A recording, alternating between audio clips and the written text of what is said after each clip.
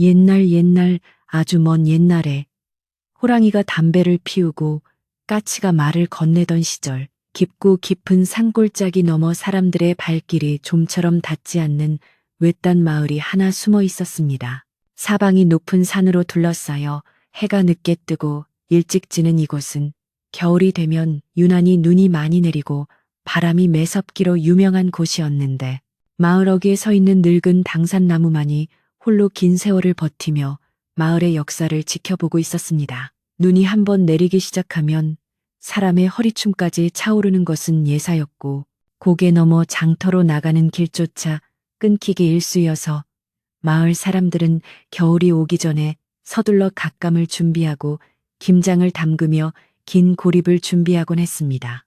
이 마을의 가장 안쪽, 산비탈이 시작되는 곳에 쓰러질 듯 위태로운 초가집 한 채가 덩그러니 놓여 있었는데, 이곳에는 남편을 일찍 여의고 자식도 없이 홀로 사는 늙은 과부가 살고 있었습니다. 지붕을 덮은 이영은 낡아서 군데군데 썩어 있었고, 흙벽은 바람에 깎여 앙상한 뼈대를 드러내고 있었지만, 안주인의 정갈한 성품 덕분에 마당만은 언제나 티끌 하나 없이 깨끗하게 쓸려 있었습니다. 그녀는 젊은 시절 남편을 잃은 슬픔을 가슴에 묻고 평생을 남에게 패기치지 않고 성실하게 살아왔으나, 타고난 운명이 기구하여 가난은 그림자처럼 그녀의 곁을 떠나지 않았습니다. 어느 해 겨울, 유난히도 혹독한 추위가 마을을 덮쳤는데, 하늘은 며칠째 잿빛 구름으로 뒤덮여 있었고, 굵은 눈발은 쉴 새 없이 쏟아져 내려 온 세상을 하얗게 지워버릴 기세였습니다. 마을 사람들은 모두 따뜻한 아랫목에 누워 고구마를 찌거나 옛날 이야기를 하며 겨울밤을 보내고 있었지만, 산비탈 외딴집의 사정은 전혀 달랐습니다. 과부의 집 부엌에는 며칠째 불기가 사라져 냉골이나 다름없었고, 땔감이라곤 마른 솔가지 몇 개만이 붓두막 옆에 초라하게 놓여 있을 뿐이었습니다. 문틈으로 황소바람이 들이닥칠 때마다 방 안에 켜둔 호롱불이 위태롭게 흔들리며 그녀의 앙상한 그림자를 벽면에 길게 드리웠습니다. 과부는 태비불 하나를 몸에 칭칭 감고 앉아 떨리는 손을 비비며 깊어가는 밤을 견디고 있었는데, 뱃속에서는 꼬르륵거리는 소리가 천둥처럼 울려대며 주인 없는 빈집 같은 위장을 원망했습니다.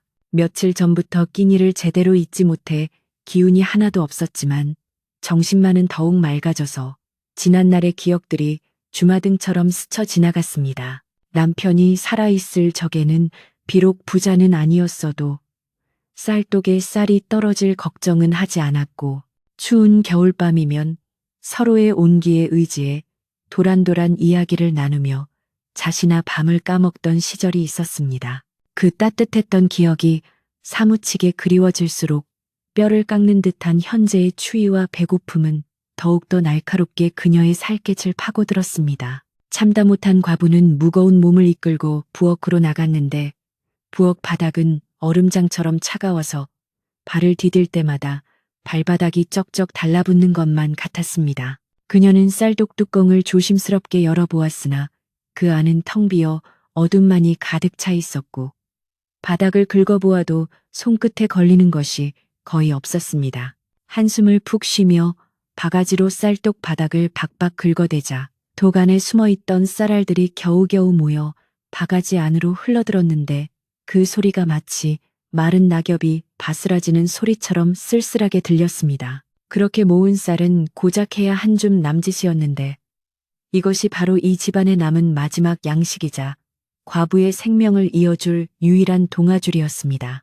그녀는 떨리는 손으로 바가지를 들고 밖으로 나가 눈 덮인 장독대 옆에서 눈을 한 바가지 퍼담아 왔습니다.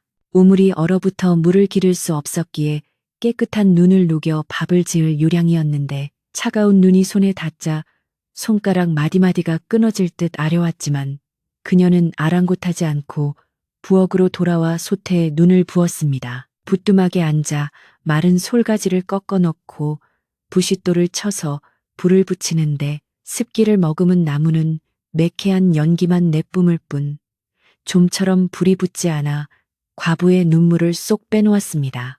눈물이 그을음 묻은 볼을 타고 흘러내려 얼룩을 만들었지만 그녀는 포기하지 않고 입으로 호흡 불어가며 불씨를 살리려 애썼습니다. 마침내 작은 불꽃이 타오르기 시작하자 부엌 안에 미미한 온기가 퍼져나갔고 솥에 담긴 눈이 녹아 물이 되면서 보글보글 끓는 소리가 나기 시작했습니다. 그 소리는 마치 꽁꽁 얼어붙었던 과부의 마음을 위로하는 노래처럼 들렸고 그녀는 씻은 쌀을 솥에 앉히며 경건한 마음으로 두 손을 모았습니다. 부디 이 밥 한 그릇이 내 마지막 힘이 되어 주소서. 먼저 간 서방님이 굽어 살피사 이 모진 겨울을 버틸 기운을 주소서.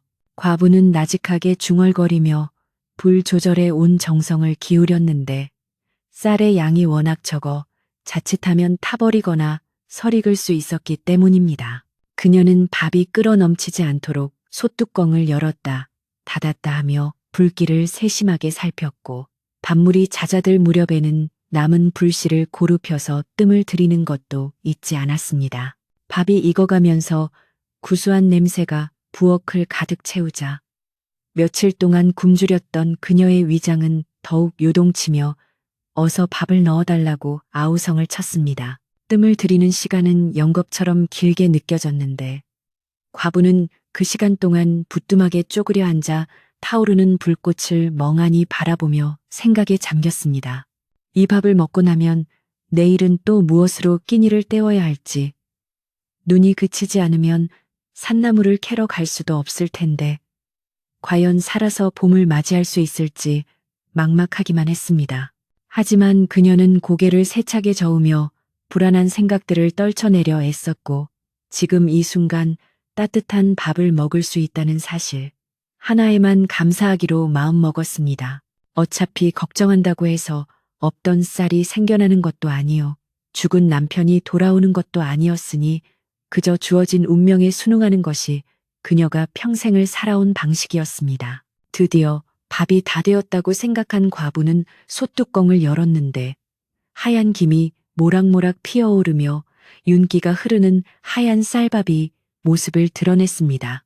비록 양은 적었지만 쌀알 하나하나가 보석처럼 빛나고 있었고 그 구수한 향기는 세상 그 어떤 진수성찬보다도 달콤하게 느껴졌습니다. 그녀는 찬장에서 가장 깨끗한 사기 그릇을 꺼내어 밥을 한 톨도 남기지 않고 싹싹 긁어 담았는데 솥바닥에 눌어붙은 누룽지까지 물을 부어 숭늉을 만들 준비를 해두었습니다. 소박하지만 정성이 가득 담긴 밥상 하나가 완성되었고 그녀는 그것을 들고 조심조심 방으로 들어갔습니다. 방 안은 여전히 냉기가 감돌았지만 갓 지은 밥그릇에서 뿜어져 나오는 온기가 방 안의 공기를 조금이나마 데워주는 듯 했습니다. 과부는 밥상을 앞에 두고 단정하게 앉아 잠시 눈을 감고 기도를 올렸습니다. 천지 신명시여 비록 가난하고 보잘것없는 밥상이오나 이 음식을 먹고 맑은 정신으로 살아가게 해주십시오. 기도를 마친 그녀가 숟가락을 들고 첫 숟가락을 뜨려는 순간 바깥 세상은 더욱 험악해져 바람이 미친 듯이 울부짖으며 초가집을 통째로 삼킬 듯 흔들어댔습니다. 문풍지가 찢어질 듯 파르르 떨리고 지붕 위에 이엉이 들썩이는 소리가 요란하여 금방이라도 집이 무너질 것 같은 공포감이 밀려왔습니다. 그러나 과부는 동요하지 않고 밥 한 숟가락을 입에 넣었는데 따뜻하고 부드러운 밥알이 혀끝에 닿자마자 사르르 녹아내리며 얼어붙었던 몸과 마음을 녹여주었습니다.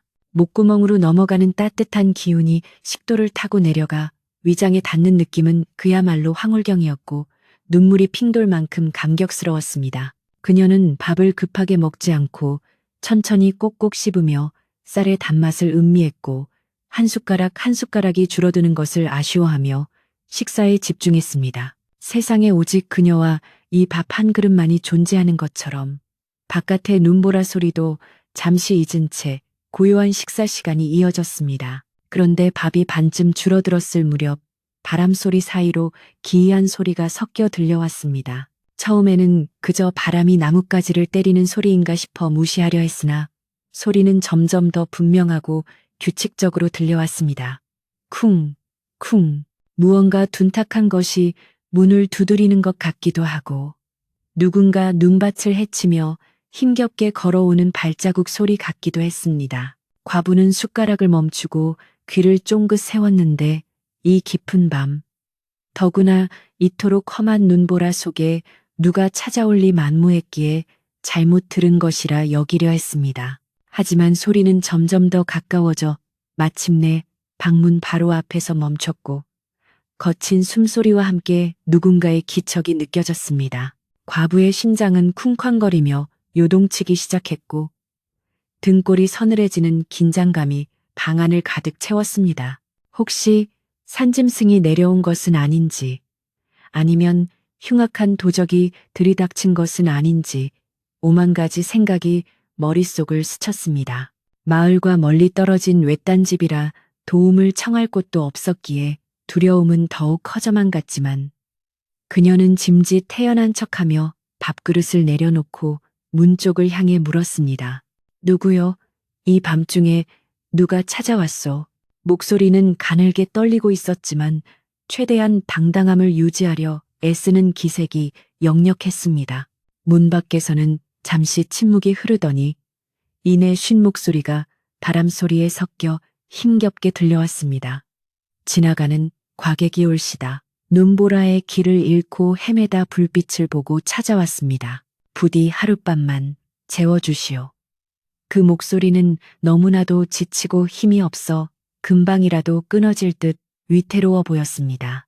과부는 잠시 갈등에 휩싸였는데 여자 혼자 사는 집에 낯선 사내를 들이는 것은 법도에 어긋나는 일일 뿐더러 흉흉한 세상에 함부로 문을 열어주었다가 무슨 변을 당할지 모르는 일이었기 때문입니다. 하지만 목소리의 주인은 추위와 굶주림에 지쳐 죽어가는 사람임이 분명해 보였고 천성적으로 인정이 많은 그녀는 차마 매몰차게 거절할 수가 없었습니다. 그녀는 떨리는 손으로 문고리를 잡고 조심스럽게 문을 열었는데 문이 열리자마자 들이닥친 찬바람과 함께 눈사람처럼 눈을 뒤집어 쓴 웬 사내가 문지방 앞에 쓰러질 듯 서 있었습니다. 사내의 행색은 말로 다 할 수 없을 만큼 처참했는데 갓은 다 부서져 너덜너덜했고 옷은 얇은 베옷 한 벌뿐이라 살이 다 비칠 지경이었습니다. 발에는 집신조차 신지 않은 채 헝겊조각으로 발을 감싸고 있었는데 동상에 걸려 퉁퉁 부어오른 발이 눈 속에 파묻혀 감각을 잃은 듯 보였습니다. 얼굴은 수염으로 뒤덮여 있었고 눈은 채란이 들어가 생기라곤 찾아볼 수 없었으며 온몸을 사시나무 떨듯 떨고 있어 보는 사람마저 춥게 만들었습니다. 아이고, 이를 어째. 과부는 자신도 모르게 탄식을 내뱉으며 황급히 사내를 방 안으로 들이려 했습니다. 어서 들어오시오. 이러다 얼어 죽겠소. 그녀가 사내의 팔을 잡아 끄는데 사내의 팔은 마치 마른 장작처럼 앙상했고 피부는 얼음장처럼 차가웠습니다. 사내는 고맙다는 말조차 하지 못한 채 비틀거하며 방 안으로 들어와 아랫목에 털썩 주저앉았는데 그 모습이 마치 바람 빠진 풍선처럼 금방이라도 바닥으로 꺼져버릴 것만 같았습니다. 방 안에 들어오자 사내의 몸에서 나는 악취와 퀴퀴한 냄새가 진동했지만 과부는 코를 찡그리지 않고 윗목에 개어놓은 소미불을 꺼내어 사내의 어깨에 덮어주었습니다. 사내는 이불을 뒤집어 쓰고도 한동안 몸을 떨며 이를 딱딱 부딪혔는데 따뜻한 방기운이 몸에 돌기 시작하자 그제야 고개를 들어 방 안을 둘러보았습니다. 그의 시선은 자연스럽게 방 한가운데 놓인 밥상에 머물렀고 아직 김이 모락모락 나는 흰 쌀밥을 보자 눈동자가 흔들리며 마른 침을 삼키는 소리가 적막한 방 안에 크게 울렸습니다. 그 눈빛은 굶주린 짐승의 그것과 다를 바 없었으나 차마 밥을 달라고 말하지 못하고 입술만 달싹이는 모습에서 마지막 남은 인간의 존엄을 지키려는 필사적인 노력이 엿보였습니다. 과부는 사내의 시선이 밥그릇에 꽂혀 있다는 것을 알아차리고 자신의 반쯤 남은 밥그릇을 내려다보았습니다. 이 밥이 어떤 밥인가? 쌀독을 벅벅 긁어 만든 내일이면 굶어 죽을지도 모르는 자신의 마지막 생명줄이 아니던가. 과부의 마음속에서 격렬한 갈등이 일어났습니다. 이것을 주면 나는 꼼짝없이 굶어야 한다. 나도 배가 고파 죽겠는데 어찌 생판 모르는 남에게 내 목숨 같은 밥을 내어줄 수 있단 말인가. 이기심이 불쑥 고개를 들었지만 눈앞에 죽어가는 사람을 두고 혼자 배를 채우는 것은 사람의 도리가 아니라는 양심의 소리 또한 귓가를 때렸습니다. 그녀는 사내의 춤한 눈과 자신의 밥그릇을 번갈아 바라보며 깊은 고민에 빠졌습니다.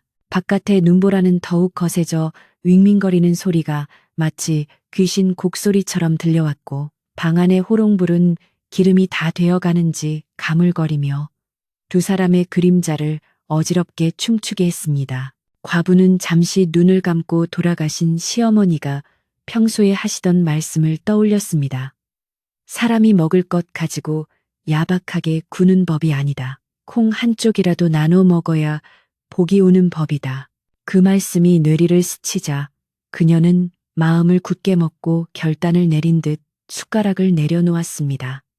그리고 밥상을 들어 사내의 앞으로 조용히 밀어주며 말했습니다. 시장하실 텐데 이거라도 드시구려. 변변찮은 밥상이지만 굶는 것보다는 나을게요. 과부의 목소리는 담담했지만 그 속에는 뼈를 깎는 아픔과 깊은 연민이 동시에 담겨 있었습니다. 사내는 믿기지 않는다는 표정으로 과부를 쳐다보았고 떨리는 손으로 밥상을 받아들었습니다. 이 밥 한 그릇이 두 사람의 운명을 어떻게 바꿔놓을지, 그리고 이 긴 겨울밤이 지나면 어떤 일이 벌어질지 아무도 알지 못한 채 산골 마을의 외딴 초가집은 깊은 눈 속에 파묻혀 고요히 잠들어 있었습니다. 사내는 밥상을 받아들자마자 숟가락을 들 힘조차 없는 듯 잠시 손을 떨었으나 이내 밥그릇을 끌어안고 허겁지겁 숟가락질을 시작했는데 그 모습이 마치 며칠을 굶은 호랑이가 고깃덩어리를 뜯는 것과 같이 맹렬하였습니다. 뜨거운 밥이 입 안으로 들어가자 사내의 모굴대가 거칠게 움직이며 꿀꺽꿀꺽 넘어가는 소리가 좁은 방 안을 가득 채웠고 과부는 그 모습을 안쓰러운 눈길로 바라보며 자신의 허기를 애써 외면해야 했습니다. 밥알이 사내의 수염에 묻고 밥풀이 상 위로 튀었지만 사내는 주변을 의식할 겨를도 없이 오로지 눈앞의 밥그릇에만 온 정신을 집중한 채 바닥까지 싹싹 긁어먹었습니다. 순식간에 밥 한 그릇이 비워지자 사내는 그제야 긴 숨을 내쉬며 숟가락을 내려놓았는데 그의 얼굴에는 비로소 핏기가 돌기 시작했고 죽어가던 눈빛에도 생기가 서서히 차오르는 듯 보였습니다. 과부는 빈 그릇을 보며 입맛을 다셨지만 사내에게 물 한 그릇이라도 더 대접하고 싶은 마음에 부엌으로 나가 숭늉이 담긴 대접을 들고 들어왔습니다. 체하실라. 뜨끈한 숭늉으로 속을 좀 달래시구려. 누룽지를 푹 끓여서 구수할게요. 과부가 숭늉 대접을 내밀자 사내는 두 손으로 대접을 감싸쥐고 후루룩 소리를 내며 마셨는데 따뜻한 물이 들어가자 경직되었던 몸이 완전히 풀리는지 어깨가 축 늘어졌습니다. 사내는 숭늉 한 방울도 남기지 않고 다 마신 뒤 소매로 입가를 쓱 닦으며 과부를 정면으로 응시했습니다. 처음 들어올 때의 비굴하고 초라했던 눈빛은 온데간데 없고 어딘지 모르게 기품이 서린 깊고 그윽한 눈동자가 과부를 꿰뚫어 보는 듯하여 그녀는 저도 모르게 옷깃을 여미며 자세를 고쳐 앉았습니다. 사내는 잠시 아무 말 없이 과부를 바라보다가 입가에 묘한 미소를 머금으며 입을 열었는데 그 목소리는 들어올 때의 쉰소리가 아니라 맑고 또렷한 음성이었습니다. 부인, 이 은혜는 결코 작지 않소. 천하를 주고도 바꿀 수 없는 귀한 밥상이었소. 내 평생 수많은 산의 진미를 맛보았으나 오늘 이 눈보라치는 산골 오두막에서 받은 밥 한 그릇만큼 달고 맛있는 음식은 없었소이다. 사내의 말에는 진심이 듬뿍 담겨 있었으나 과부는 그저 부끄러워 고개를 숙이며 시장하셨을 텐데 찬이 없어 죄송할 따름입니다. 라고 작게 대답할 뿐이었습니다. 사내는 자리에서 일어나 옷매무새를 다듬었는데 그 누더기 같은 옷을 입고도 마치 관복을 입은 선비처럼 당당한 풍채가 느껴져 과부는 기이한 느낌을 받았습니다. 밖은 여전히 바람이 거세게 불고 눈보라가 몰아치고 있었기에 과부는 사내를 말리며 밤이 깊고 날이 험하니 아랫목에서 몸이나 좀 녹이고 날이 밝으면 떠나시지요. 라고 권했습니다. 그러나 사내는 단호하게 고개를 저으며 아니요. 갈 길은 멀고 할 일은 많으니 이만 가봐야 하오. 따뜻한 밥으로 기운을 차렸으니 눈보라쯤은 거뜬히 헤쳐나갈 수 있을 것이오. 라고 말했습니다. 그는 방문을 열기 직전 다시 한번 과부를 돌아보며 의미심장한 말을 남겼습니다. 겨울에 심은 씨앗이 언 땅을 뚫고 봄에 꽃을 피우는 법이니 오늘의 이 적선이 훗날 어떤 꽃이 되어 돌아올지 지켜보시오. 부디 강건하시게. 그 말을 끝으로 사내는 방문을 활짝 열고 눈보라 속으로 성큼성큼 걸어나갔는데 휘몰아치는 하얀 눈발이 순식간에 그의 뒷모습을 감싸 안아 마치 처음부터 그곳에 아무도 없었던 것처럼 흔적도 없이 사라져 버렸습니다. 사내가 떠난 뒤 과부는 멍하니 열린 문을 바라보다가 뒤늦게 정신을 차리고 문을 닫았지만 방 안에는 이미 찬바람이 가득 들어와 온기를 앗아가 버린 뒤였습니다. 텅 빈 밥그릇과 숭늉 대접만이 사내가 다녀간 흔적을 증명하고 있었고 과부는 그제야 밀려오는 극심한 허기와 추위에 몸을 떨며 이불 속으로 파고들었습니다. 자신의 생명을 이어줄 마지막 식량을 남에게 주어버렸다는 사실이 현실로 다가오자 후회와 두려움이 밀물처럼 밀려와 가슴을 옥죄었습니다. 내일 당장 먹을 쌀 한 톨 없는데 나는 이제 어찌 살아야 한단 말인가. 그녀는 꼬르륵거리는 배를 움켜쥐고 밤새 뒤척이며 잠을 이루지 못했고 창호지 문 밖에서 울어대는 바람 소리는 마치 그녀의 어리석음을 비웃는 듯 처량하게 들려왔습니다. 다음 날 아침 다행히 눈은 그치고 맑은 해가 떠올랐지만 온 세상은 하얀 눈으로 뒤덮여 어디가 길이고 어디가 밭인지 구분할 수 없을 지경이었습니다. 과부는 퉁퉁 부은 눈을 비비며 일어났으나 몸에 힘이 하나도 없어 자리에서 일어나는 것조차 버거웠습니다. 그래도 물이라도 마셔야 살겠다는 생각에 밖으로 나가 눈을 퍼서 솥에 녹여 마셨지만 맹물로는 줄인 배를 채울 수 없어 속만 더 쓰려왔습니다. 그녀는 멍하니 마루에 앉아 눈 덮인 앞산을 바라보며 한숨을 쉬었는데 그때 마을 쪽에서 웅성거리는 소리가 들려왔습니다. 평소에는 조용하던 산골 마을이 아침부터 소란스러운 것을 보니 무슨 일이 생긴 것이 분명했습니다. 과부는 무슨 일인가 싶어 힘겹게 발걸음을 옮겨 마을 우물가로 내려갔는데 이미 동네 아낙네들이 모여 물동이를 내려놓고 심각한 표정으로 이야기를 나누고 있었습니다. 아낙들은 과부가 나타나자 잠시 말을 멈추고 힐끔거렸으나 이내 다시 모여들어 쑥덕거리기 시작했습니다. 어젯밤 그 거지 봤어? 세상에 그런 산거지가 어디 있어. 냄새는 또 얼마나 나는지 우리 집 개도 도망가더라니까. 말도 마. 문을 어찌나 쾅쾅 두드리는지 자다가 심장이 떨어지는 줄 알았어. 밥 좀 달라고 애원하는데 우리 식구 먹을 것도 부족한 판에 거지 줄 밥이 어디 있어. 소금을 뿌려서 쫓아냈지. 안악들의 입에서는 지난밤 다녀간 사내에 대한 이야기가 끊이지 않았고 대부분은 그를 매몰차게 쫓아낸 무용담을 늘어놓고 있었습니다. 그때 마을 어귀에서 떵떵거리며 살기로 유명한 최 부자가 뒷짐을 지고 어슬렁어슬렁 나타났습니다. 최 부자는 기름기가 흐르는 얼굴에 비단 옷을 겹겹이 껴입고 있었는데 배가 남산만하게 튀어나와 걷는 것조차 힘겨워 보였습니다. 그는 곰방대를 입에 물고 뻐끔거리며 안악들 틈을 비집고 들어와 거드름을 피우며 목소리를 높였습니다. 허허, 자네들도 그 거렁뱅이 놈을 보았는가. 감히 내 집 대문을 두드리며 밥상을 내오라 하더군. 내 참 기가 막혀서 우리 집 쌀은 귀한 2,000쌀인데 어찌 그런 천한 놈의 입에 들어갈 수 있겠는가. 머슴들을 시켜 몽둥이질을 해서 내쫓았더니 꽁무니가 빠지게 도망치더구만.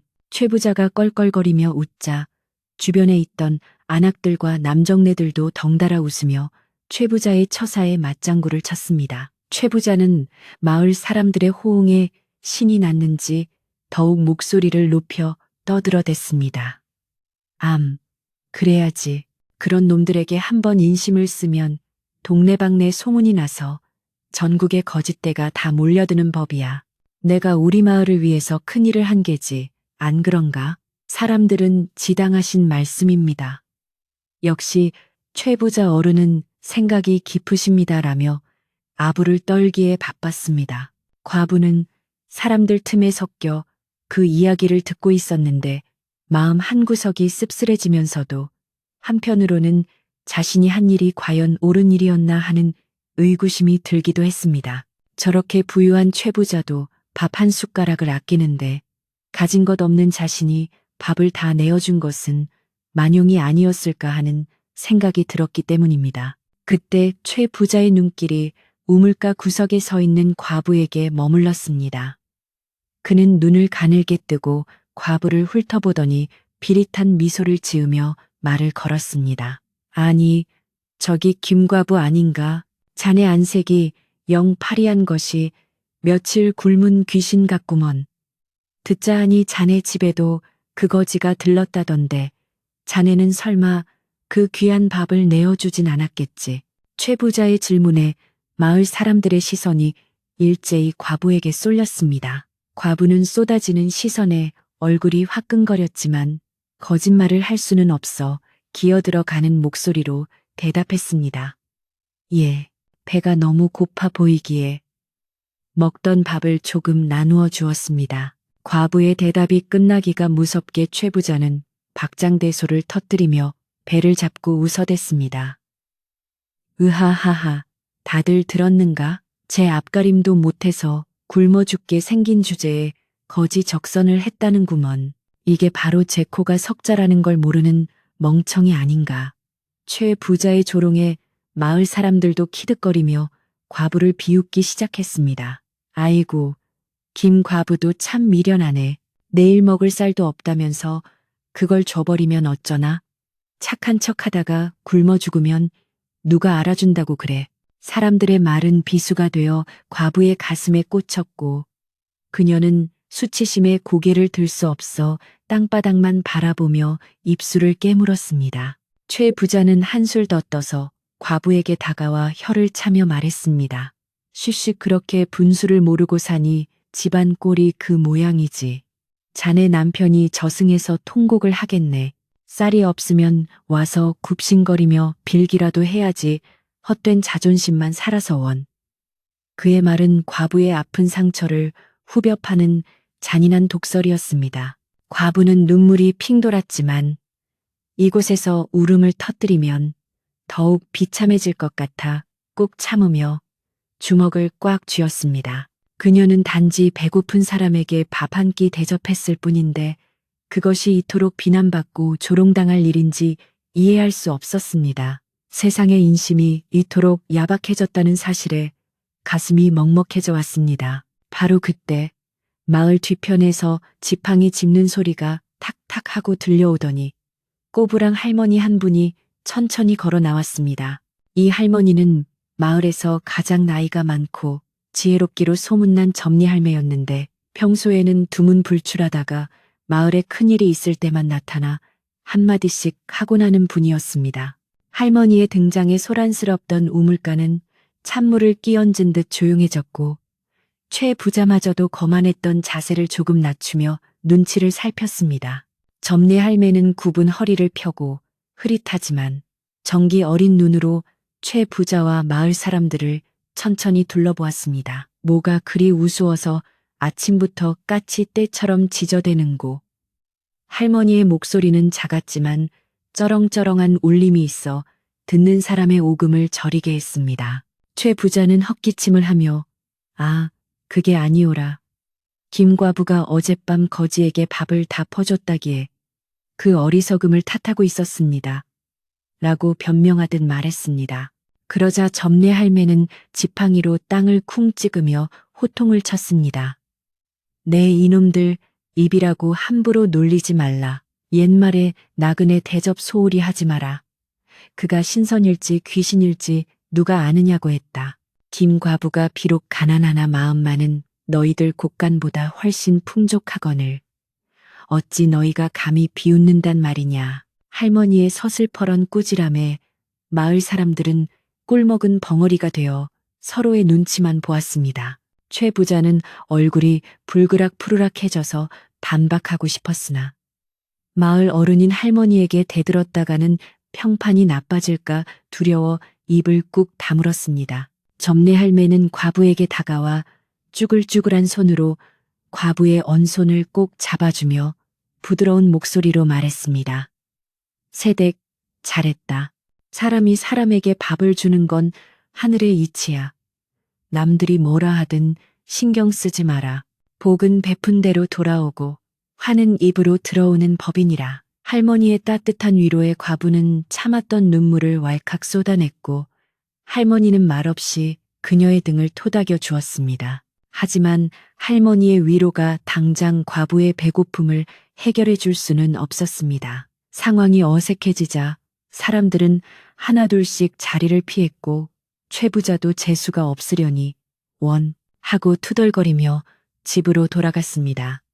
우물가에는 다시 정적이 찾아왔고 과부는 텅 빈 물동이만큼이나 공허한 마음을 안고 터덜터덜 집으로 향했습니다. 돌아오는 길은 갈 때보다 훨씬 멀고 험하게 느껴졌으며 눈길에 발이 푹푹 빠질 때마다 그녀의 희망도 함께 가라앉는 듯했습니다. 집으로 돌아온 그녀는 차갑게 식은 방 안에 멍하니 앉아 텅 빈 쌀독을 바라보았습니다. 점례 할매의 말씀이 옳다는 것은 머리로는 알았지만 당장 뱃속에서 요동치는 허기는 현실이었습니다. 감감도 다 떨어져 방바닥은 냉골이 되어가고 있었고 밖에서는 다시 바람이 불기 시작하여 오후가 되면 또다시 눈이 내릴 기세였습니다. 과부는 벽에 기대어 무릎을 끌어안고 생각했습니다. 나는 옳은 일을 했다. 하지만 그 대가로 나는 굶어 죽게 되었다. 과연 하늘이 내 마음을 알아줄까? 아니면 최 부자의 말대로 나는 그저 어리석은 짓을 한 것일까? 깊어가는 의구심과 절망 속에서 과부는 점점 지쳐갔고 산골 마을의 겨울은 그렇게 무심하고 잔인하게 깊어만 갔습니다. 과연 봄이 오기는 할지 그 봄에 정말 꽃이 피어날 수 있을지 알 수 없는 불안감이 그녀의 작은 집을 어둠처럼 덮쳐왔습니다. 그날 이후 과부의 집에는 죽음과도 같은 적막만이 감돌았는데 밤새 내리던 눈은 그쳤으나 세상은 온통 얼어붙어 숨소리조차 내기 힘든 침묵 속에 잠겨 있었습니다. 쌀독을 비워 낯선 과객에게 마지막 한 끼를 대접한 대가는 실로 혹독하여 과부는 다음 날부터 물 한 모금으로 버티는 처절한 굶주림과 마주해야 했습니다. 부엌 아궁이에는 며칠째 불씨가 꺼져 차가운 재만 날리고 있었고 방바닥은 바깥 세상과 다를 바 없이 차가워져 눕기만 해도 뼈마디가 시려오는 고통을 안겨주었습니다. 과부는 테이블을 머리 끝까지 뒤집어 쓰고 웅크리고 앉아 있었지만 백가죽이 등 가죽에 달라붙는 듯한 허기는 잠시도 쉬지 않고 그녀를 괴롭혔습니다. 사흘이 지나고 나흘이 지나자 과부의 기력은 급격히 쇠하여 앉아 있는 것조차 힘겨운 지경에 이르렀는데 정신이 혼미해지며 헛것이 보이기 시작했습니다. 눈을 감으면 김이 모락모락 나는 하얀 쌀밥과 구수한 된장찌개가 눈앞에 아른거리다가 손을 뻗으면 연기처럼 사라져버려 그녀를 더욱 절망케 했습니다. 그녀는 비틀거리는 몸을 일으켜 부엌으로 나가 솥에 물을 붓고 불을 지폈는데 쌀 한 톨 없는 맹물을 끓여서라도 마셔야 속이 좀 진정될 것 같았기 때문입니다. 타오르는 장작불을 멍하니 바라보며 그녀는 자신이 지금 산 것인지 죽은 것인지 분간할 수 없는 몽롱한 상태에 빠져들었습니다. 뜨거운 물을 대접에 담아 호호 불며 마시니 잠시나마 뱃속이 따뜻해지는 것 같았지만 그것은 줄인 배를 속이는 임시 방편일 뿐 금세 다시 쓰라린 허기가 몰려왔습니다. 과부는 문지방을 붙잡고 방으로 돌아와 자리에 누웠는데 천장을 바라보며 하염없이 눈물만 흘렸습니다. 남편이 살아있을 적에는 아무리 가난해도 굶어 죽을 걱정은 하지 않았는데 이제 홀로 남겨져 아무도 돌봐주는 이 없이 쓸쓸히 죽어간다는 생각에 서러움이 복받쳐 올랐습니다. 여보, 나를 데려가 주오. 차라리 당신 곁으로 가는 것이 이 고통보다 낫겠소. 그녀는 허공을 향해 나직이 중얼거렸으나 돌아오는 것은 차가운 바람 소리뿐이었습니다. 마을 사람들은 과부의 집 굴뚝에서 연기가 나지 않는 것을 보고 수군거렸지만 며칠 전 최 부자가 으름장을 놓은 탓에 누구 하나 선뜻 나서서 과부를 도우려 하지 않았습니다. 사람들은 혹시라도 최 부자의 눈밖에 날까 두려워 과부의 집 쪽은 쳐다보지도 않고 피해 다녔으며 개 짖는 소리조차 들리지 않는 과부의 집은 마치 세상에서 격리된 외딴 섬처럼 고립되어 갔습니다. 과부는 가끔 밖에서 들리는 인기척에 귀를 기울였지만 그것은 바람에 흔들리는 나뭇가지 소리이거나 지나가는 산짐승의 발소리일 뿐 사람이 찾아오는 일은 없었습니다. 그러던 어느 날 오후 과부가 혼절한 듯 누워 있는데 밖에서 왁자지껄한 소리와 함께 살인문이 거칠게 열리는 소리가 들렸습니다. 과부는 힘겹게 눈을 뜨고 몸을 일으키려 했으나 힘이 들어가지 않아 그대로 엎드린 채 문 쪽을 바라보았습니다. 마당으로 들어선 사람은 다름 아닌 최 부자와 그의 집 마름 소작인을 관리하는 사람이었는데 최 부자는 두툼한 속옷을 입고 목도리까지 두른 채 거만하게 뒷짐을 지고 서 있었습니다. 마름이 앞장서서 방문을 벌컥 열어젖히자 찬바람과 함께 최 부자의 기름진 얼굴이 방 안을 들이밀었습니다. 어이, 김과부, 살아는 있는가? 굴뚝에 연기가 안 나기에 벌써 얼어 죽은 줄 알고 염이나 해주러 왔더니만 목숨은 붙어 있구만. 최 부자는 빈정거리는 말투로 과부의 속을 긁어 놓았는데 그의 눈은 방 안을 훑으며 살림살이의 규모를 가늠하는 듯 탐욕스럽게 빛났습니다. 과부는 헝클어진 머리를 대충 정리하며 힘없는 목소리로 대답했습니다. 최 부자 어른께서 누추한 곳까지 어인 발걸음을 하셨습니까? 보시다시피 몸이 성치 않아 일어날 수가 없으니 양해해 주십시오. 그녀의 목소리는 모기 소리처럼 작았지만 최 부자를 응대하는 예의만은 잃지 않으려 애썼습니다. 최 부자는 방 안으로 들어오지도 않고 문지방에 걸터 앉아 곰방대를 꺼내 물며 본론을 꺼냈습니다. 내 오늘 자네에게 아주 좋은 제안을 하나 하러 왔네. 자네 꼴을 보니 이 겨울을 나기는커녕 당장 며칠 못 넘길 것 같아서 말이야. 내 자네 사정이 딱해서 특별히 인심을 쓰려 하니 잘 듣게. 최 부자는 헛기침을 한 번 하고는 뜸을 들이더니 말을 이었습니다. 자네 집터가 비록 좁고 척박하나 내 밭과 붙어 있어서 창고 자리로 쓰면 딱 좋겠더군. 그러니 이 집과 땅 문서를 내게 넘기게나 그러면 내 쌀 두 가마니와 겨울을 날 택감을 넉넉히 쳐주지. 그 말은 청천벽력과도 같은 소리였는데 이 집은 비록 낡고 허름하지만 과부가 시집와서 남편과 평생을 함께 일구고 가꿔온 소중한 보금자리였기 때문입니다. 남편의 손때가 묻지 않은 곳이 없고 구석구석 추억이 서려 있는 이곳을 쌀 두 가마니에 팔라니 그것은 과부에게 목숨을 내놓으라는 말이나 다름없었습니다. 과부는 떨리는 목소리로 단호하게 말했습니다. 어르신, 말씀은 고마우나 이 집은 제 남편의 혼이 깃든 곳입니다. 굶어 죽는 한이 있어도 집을 팔 수는 없습니다. 부디 거두어 주십시오. 과부의 거절에 최 부자의 얼굴이 붉게 달아오르며 인상이 험악하게 일그러졌습니다. 그는 피우던 곰방대를 마루에 탁탁 털며 소리쳤습니다. 이 여편네가 아직 배가 덜 고픈 모양이로구만. 쌀 두 가마니면 자네가 봄까지 떵떵거리고 먹고 살 양식이야. 그까지 쓰러져가는 초가집 껴안고 있다가 굶어 죽으면 귀신밖에 더 되겠어?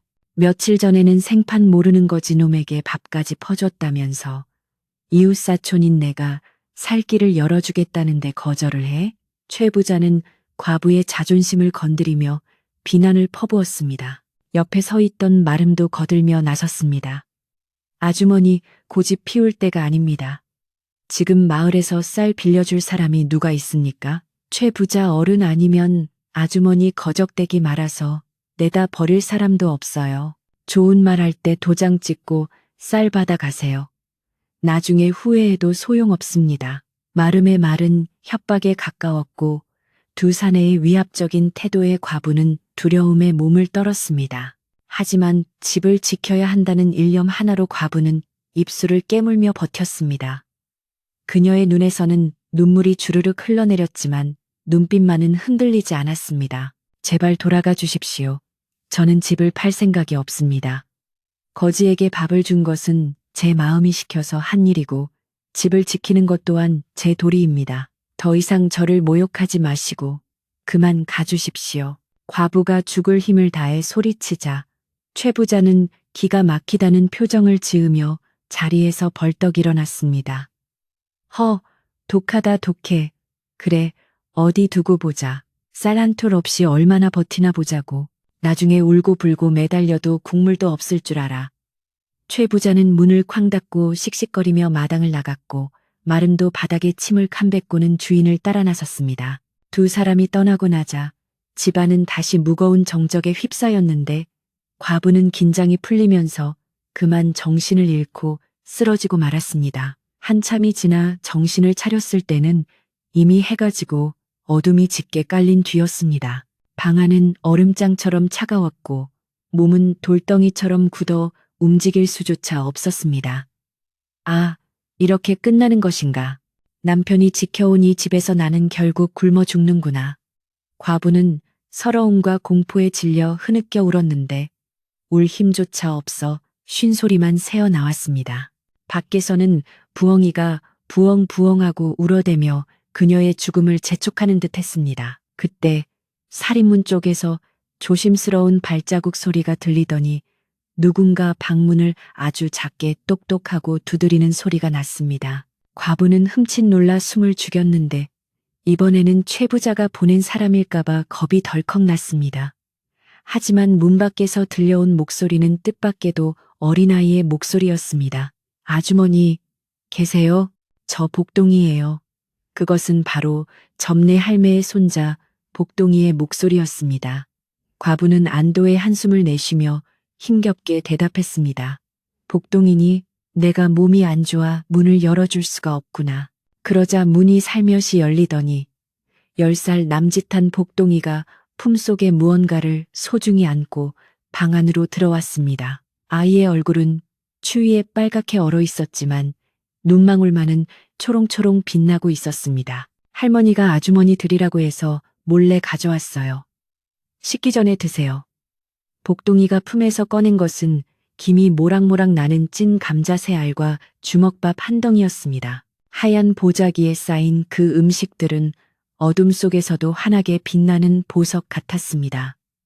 점례 할매가 자신의 몫을 아껴 손자를 시켜 몰래 보낸 것이 분명했습니다. 과부는 떨리는 손으로 감자를 받아들었는데 따뜻한 온기가 손바닥을 타고 전해져 오자 왈칵 눈물이 쏟아졌습니다. 아이고, 고맙다. 정말 고맙다. 할머니께 꼭 은혜 갚겠다고 전해드려라. 과부는 복동이의 손을 잡고 몇 번이나 고개를 숙였습니다. 복동이는 쑥스러운 듯 코를 훌쩍이며 얼른 드세요. 저 갈게요. 누가 보면 안 되거든요. 하고는 잽싸게 밖으로 나갔습니다. 아이가 남기고 간 감자의 온기는 차가운 방 안을 가득 채웠고 과부는 그 감자를 보며 세상이 아직 완전히 등을 돌린 것은 아니라는 사실에 깊은 위로를 받았습니다.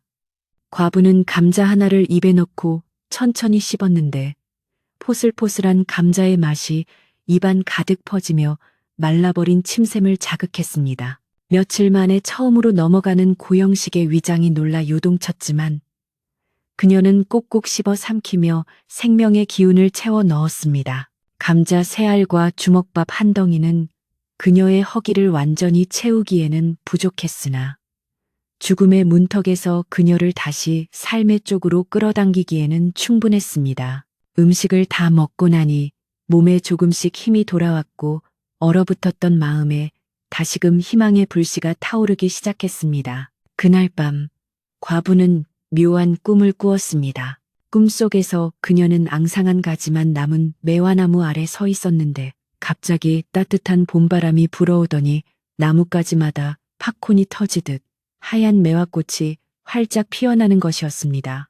꽃향기가 온 마을을 뒤덮고 하늘에서는 오색 구름이 내려와 그녀의 집지붕을 감싸 안았습니다. 그리고 멀리서 풍악 소리가 들려오는데 그 소리가 점점 가까워지더니 대문이 활짝 열리며 눈부신 빛이 쏟아져 들어왔습니다. 과부는 그 빛 속에서 누군가 걸어오는 것을 보았는데 얼굴은 보이지 않았지만 무척이나 귀한 분이라는 느낌이 들었습니다. 꿈에서 깬 과부는 식은땀을 흘리며 일어났는데 기분이 묘하게 상쾌하고 몸이 한결 가벼워진 것을 느꼈습니다. 창호지 문밖이 환하게 밝아오는 것을 보니 아침이 온 모양이었습니다. 그녀는 방문을 열고 밖으로 나갔는데 마당에 쌓인 눈이 밤사이 조금 녹아 처마 밑으로 물이 뚝뚝 떨어지고 있었습니다. 아직 바람은 차가웠지만 그 바람 속에 미세하게 남아 봄의 기운이 섞여 있는 듯 했습니다. 하늘은 유난히 맑고 푸르렀으며 감나무 가지 위에 까치 한 마리가 앉아 깍깍하고 맑은 소리로 울어대고 있었습니다. 예로부터 아침에 까치가 울면 반가운 손님이 온다고 했는데 과부는 그 소리를 들으며 까닭 물을 기대감에 가슴이 두근거렸습니다. 최 부자의 협박과 굶주림의 공포는 여전히 그녀를 옥죄고 있었지만 지난밤 점례 할매의 따뜻한 마음과 오늘 아침의 상서로운 까치 소리는 그녀에게 조금만 더 버티면 된다는 무언의 신호를 보내는 것만 같았습니다. 과부는 우물가로 가서 살얼음을 깨고 세수를 하며 마음을 정갈하게 다듬었습니다. 거울 속에 비친 얼굴은 비록 야위고 초췌했으나 눈빛만은 그 어느 때보다 맑고 깊게 빛나고 있었습니다. 마을 사람들은 여전히 과부의 집을 외면하고 최부자의 눈치만 살피고 있었지만 마을 어귀에는 무언가 심상치 않은 기운이 감돌기 시작했습니다. 고개 너머에서 들려오는 바람 소리가 평소와 다르게 웅장하게 들려왔고 멀리서 뽀얀 먼지바람이 일며 누군가 마을을 향해 오고 있음을 알렸습니다. 과부는 마당을 서성이며 자꾸만 마을 입구 쪽을 바라보게 되었는데 가슴속에서 일렁이는 불안과 기대가 뒤섞여 안절부절 못하게 만들었습니다. 과연 이 긴 겨울의 끝에 그녀를 기다리고 있는 것은 무엇일지 운명의 수레바퀴는 이제 서서히 그러나 확실하게 굴러가기 시작했습니다. 겨울이 영영 떠나지 않을 것처럼 굴더니 어느새 계절의 여왕인 봄이 산골 마을에도 살며시 고개를 내밀었는데 얼음장 밑으로 흐르던 계곡물 소리가 제법 우렁차지고 양지바른 언덕에는 이름 모를 들꽃들이 수줍게 봉우리를 터뜨리고 있었습니다. 과부의 집 처마 끝에 매달려 있던 고드름도 녹아내려 수정 같은 물방울이 되어 떨어졌고 마당 구석에 앙상했던 감나무 가지에도 연두빛 새순이 돋아나며 생명의 기운을 뿜어내고 있었습니다. 하지만 자연의 순리와는 다르게 과부의 살림살이는 여전히 겨울 한복판에 머물러 있어 쌀독은 거미줄이 칠 만큼 비어 있었고 그녀의 얼굴은 춘궁기를 견디느라 더욱 헬쑥해져 있었습니다. 점례 할매가 몰래 보내준 감자로 며칠을 버텼으나 그마저도 바닥이 난 지 오래였고 이제는 정말 산에 올라가 뿌리라도 캐야 하나 고민하며 마루에 힘없이 걸터 앉아 있었습니다. 따사로운 봄 햇살이 그녀의 야윈 어깨를 감싸주었지만 뱃속에서 울리는 꼬르륵 소리까지 잠재워 주지는 못했기에 그녀의 한숨은 깊어만 갔습니다. 그때 고요하던 마을 입구가 갑자기 소란스러워지기 시작했는데 처음에는 바람 소리인가 싶었으나 곧이어 징과 괭과리가 울리는 소리와 함께 태평소 소리가 산울림처럼 마을 전체로 퍼져나갔습니다. 평소 조용하다 못해 적막하기까지 한 산골 마을에서 이런 요란한 풍악 소리가 들린다는 것은 천지개벽할 일이 아닐 수 없었기에 밭을 갈던 농부들도 호미를 던져두고 고개를 들었고 아낙네들도 물동이를 인 채 마을 어귀로 시선을 모았습니다. 과부 역시 놀란 가슴을 부여잡고 살인문 밖으로 고개를 내밀었는데 멀리 고갯마루에서부터 오색 깃발이 펄럭이며 긴 행렬이 뱀처럼 구불구불 내려오는 모습이 눈에 들어왔습니다. 그 행렬의 선두에는 청사초롱을 든 하인들이 길을 트고 있었고 그 뒤로 위풍당당한 포졸들이 창을 들고 호위하고 있었으며 행렬의 정중앙에는 눈이 부시도록 화려한 비단으로 치장된 꽃가마 한 채가 위엄있게 움직이고 있었습니다. 마을 사람들은 평생 구경조차 하기 힘든 장관에 입을 다물지 못하고 구름대처럼 마을 입구로 몰려들었는데 아이들은 신이 나서 깡충깡충 뛰며 행렬을 따라다녔고 어른들은 도대체 어느 높은 분이 이런 누추한 곳에 오신단 말인가 하며 수군거리기에 바빴습니다. 그 중에서도 가장 흥분한 사람은 단연 최 부자였는데 그는 자신의 집마당에서 낮잠을 자다가 소란스러운 소리에 깨어나 하인을 시켜 무슨 일인지 알아오게 했습니다. 하인이 헐레벌떡 뛰어와 대감마님, 관아의 높은 분이 오시는 것 같습니다. 행렬이 어마어마합니다요. 하고 보고하자 최 부자는 무릎을 치며 벌떡 일어났습니다. 그럼 그렇지. 내 평소 관아에 줄을 대려고 얼마나 공을 들였는데 드디어 사또나리께서 내 정성을 알아주시고 친히 왕림하시는 게야. 그는 김칫국을 사발로 마시며 서둘러 옷을 갈아입으라 호통을 쳤습니다. 최 부자는 장롱 깊숙이 넣어두었던 가장 값비싼 비단옷을 꺼내 입고 갓을 고쳐 쓴 뒤 하인들을 다그쳐 대문을 활짝 열고 마당을 쓸게 하며 손님 맞을 채비를 서둘렀습니다. 어서 문을 활짝 열어라. 귀한 손님이 오시는데 티끌 하나 있어서야 되겠느냐? 그리고 곡간을 열어 술과 고기를 내오너라. 내 오늘 아주 융숭하게 대접하여 더 큰 벼슬길을 열고 말 테다. 최 부자는 거드름을 피우며 대문 앞에 나와서서 부채를 펄럭이며 행렬이 도착하기만을 목 빠지게 기다렸습니다. 마을 사람들도 당연히 그 화려한 꽃가마가 마을에서 제일 부자인 최 부자 댁으로 들어갈 것이라 믿어 의심치 않았기에 모두 최 부자 집 담벼락 주변으로 모여들어 부러운 눈길로 쳐다보고 있었습니다.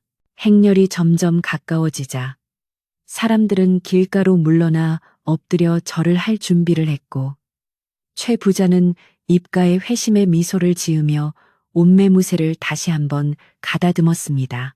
드디어 행렬이 마을 안으로 들어섰는데 가까이서 보니 그 위세가 더욱 대단하여 말에 탄 장수들의 기백은 하늘을 찌를 듯했고 꽃가마의 덮개는 금실로 수놓여 있어 햇빛을 받아 번쩍번쩍 빛이 났습니다. 최 부자는 행렬의 선두가 자신의 집 앞을 지나갈 때쯤 허리를 굽히며 큰 소리로 외쳤습니다. 누추한 곳까지 왕림해 주셔서 영광이옵니다. 소인이 정성을 다해 술상을 마련하였으니 부디 들어오시어 여독을 푸시지요. 그는 세상에서 가장 비굴하고도 탐욕스러운 미소를 지으며 꽃가마가 자신의 대문 안으로 들어오기만을 기다렸습니다. 하지만 놀랍게도 행렬을 이끄는 대장은 최 부자를 본체 만체하며 눈길 한 번 주지 않고 그대로 지나쳐 버렸고 뒤따르던 꽃가마 역시 잠시의 머뭇거림도 없이 최 부자의 집을 스쳐 지나갔습니다. 최 부자는 너무나 당황하여 아니 이보시오. 여기가 최진사댁이요. 어디를 가시는 게요? 하며 다급하게 소리쳤으나 행렬은 묵묵부답으로 마을 안쪽을 향해 계속 나아갈 뿐이었습니다. 마을 사람들과 최 부자는 귀신에 홀린 듯한 표정으로 행렬의 뒤를 쫓아갔는데 그들은 도대체 이 귀한 행렬이 어디로 향하는지 도무지 짐작할 수가 없었습니다. 마을 안쪽으로 들어갈수록 길은 좁아지고 집들은 허름해질 뿐 고관대작이 찾을 만한 곳은 눈을 씻고 찾아봐도 없었기 때문입니다. 행렬은 꼬불꼬불한 논두렁길을 지나고 돌담길을 돌아 마침내 산비탈 끄트머리에 있는 다 쓰러져가는 초가집 앞에 멈춰 섰습니다. 그곳은 바로 며칠 전 굶어 죽을 뻔했던 김과부의 집이었는데 사람들은 그 광경을 보고 너무나 놀라 숨을 멈췄고 최 부자는 입을 딱 벌린 채 말도 안 돼. 저런 귀신 나오는 집에? 하며 말을 잇지 못했습니다. 화려한 꽃가마와 초라한 초가집의 대비는 마치 꿈속의 한 장면처럼 비현실적이었고 마을 전체에는 팽팽한 긴장감이 감돌았습니다. 집안에 있던 과부는 밖이 갑자기 조용해지더니 엄청난 기운이 집을 에워싸는 것을 느끼고 두려움에 떨며 방문을 열었습니다. 문을 열자마자 눈앞에 펼쳐진 광경은 실로 충격적이었는데 수십 명의 관군과 화려한 가마가 자신의 좁은 마당을 가득 메우고 있었기 때문입니다. 과부는 자신이 혹시 무슨 큰 죄라도 지어 관아에 잡혀가는 것은 아닌가 싶어 덜덜 떨며 마루로 나섰는데 다리에 힘이 풀려 그만 주저앉고 말았습니다. 아이고, 나리님들, 저는 아무 죄가 없습니다. 하루하루 입에 풀칠하기도 힘든 과부일 뿐입니다요. 그녀는 영문도 모른 채 땅에 머리를 조아리고 읍소했는데 그 모습이 너무나 애처로워 보는 이들의 가슴을 아프게 했습니다. 그때 꽃가마의 문이 스르르 열리더니 비단 신을 신은 발이 조심스럽게 땅을 디뎠고 이어서 눈부시게 하얀 도포를 입고 옥관자를 한 귀공자가 가마에서 내렸습니다. 그의 얼굴은 백옥처럼 희고 기품이 넘쳐 흘렀는데 그는 주저앉아 떨고 있는 과부를 향해 천천히 걸어갔습니다. 마을 사람들은 숨을 죽이고 그 모습을 지켜보았고 최 부자는 질투와 호기심으로 눈을 번뜩였습니다. 귀공자는 과부 앞까지 다가가더니 뜻밖에도 덥석 무릎을 꿇고 과부의 거친 손을 두 손으로 감싸 쥐었습니다.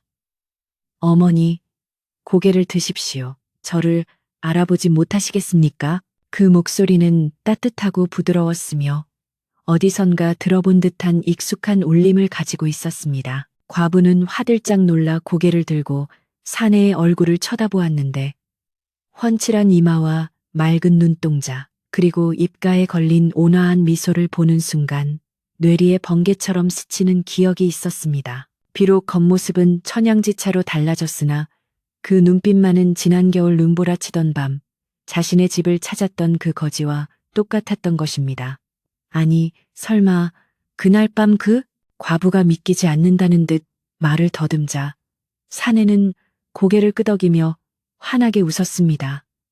예, 맞습니다. 지난 겨울 춥고 배고파 죽어가던 저에게 마지막 남은 밥 한 그릇을 내어주셨던 그 나그네입니다.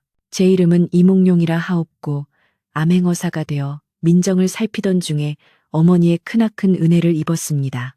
그의 정체가 암행어사라는 사실이 밝혀지자 마을 사람들은 아이고 암행어사 출두야 라고 외치지는 않았으나 그의 버금가는 충격에 휩싸여 웅성거렸고 최 부자는 사색이 되어 그 자리에서 털썩 주저앉고 말았습니다. 거지인 줄만 알고 몽둥이질을 해서 내쫓았던 그 사내가 바로 왕의 명을 받고 온 암행어사였다니 이제 자신의 목숨은 파리 목숨이나 다름없게 된 것이었습니다. 이몽룡은 과부에게 다시 한번 정중하게 절을 올리며 말했습니다. 그날 어머니께서 주신 밥 한 그릇은 단순히 허기를 채우는 밥이 아니었습니다. 그것은 얼어붙은 세상에 대한 원망을 녹여주는 따뜻한 위로였고 제가 다시 일어서서 백성을 위한 정치를 하겠다고 다짐하게 만든 생명수였습니다. 제가 약속드리지 않았습니까? 봄이 오면 꽃이 피듯이 그 은혜를 반드시 갚으러 오겠다고요. 과부는 감격에 겨워 눈물을 흘리며 사내의 손을 맞잡았습니다. 아이고, 도련님. 아니, 나리. 저는 그저 배고픈 사람에게 밥 한 끼 대접했을 뿐인데 이런 귀한 발걸음을 하시다니요. 당치 않습니다. 그녀의 겸손한 말에 이몽룡은 고개를 저으며 천하를 다 뒤져도 어머니처럼 자신의 모든 것을 내어주는 분은 찾기 힘들 것입니다. 오늘 제가 온 것은 어머니를 제 친어머니처럼 모시고 한양으로 올라가 편안히 봉양하기 위함입니다. 라고 말했습니다. 그리고 그는 뒤에 서 있던 하인들에게 손짓하여 미리 준비해온 선물 보따리를 풀게 했는데 그 안에는 쌀과 고기, 비단옷과 돈이 산더미처럼 쌓여 있었습니다. 텅 비어있던 과부의 마당은 순식간에 보물창고로 변했고 그 광경을 지켜보는 마을 사람들의 눈은 휘둥그레졌습니다. 이몽룡은 자리에서 일어나 싸늘한 눈빛으로 마을 사람들, 특히 뒤쪽에서 벌벌 떨며 도망칠 기회만 엿보고 있던 최 부자를 쏘아보았습니다. 그는 우렁찬 목소리로 호통을 쳤습니다. 여봐라, 이 마을의 부자라는 자는 어디 있느냐? 지난 겨울 배고픈 과객을 문전박대하고 가난한 이웃을 멸시하며 제 뱃속 채우기에만 급급했던 그자가 누구더냐? 서슬퍼런 호통의 최 부자는 엉금엉금 기어 나와 이몽룡 앞에 엎드려 머리를 땅에 토스며 빌었습니다. 아이고, 어사나리, 죽을 죄를 지었습니다. 소인이 눈이 삐어 나리를 알아보지 못하고 한 번만 살려주십시오. 최 부자의 비굴한 모습에 마을 사람들은 혀를 찼지만 동시에 자신들도 과부를 외면했던 죄책감에 고개를 들지 못했습니다. 이몽룡은 차가운 목소리로 최 부자를 꾸짖었습니다. 내 죄를 네가 알렸다.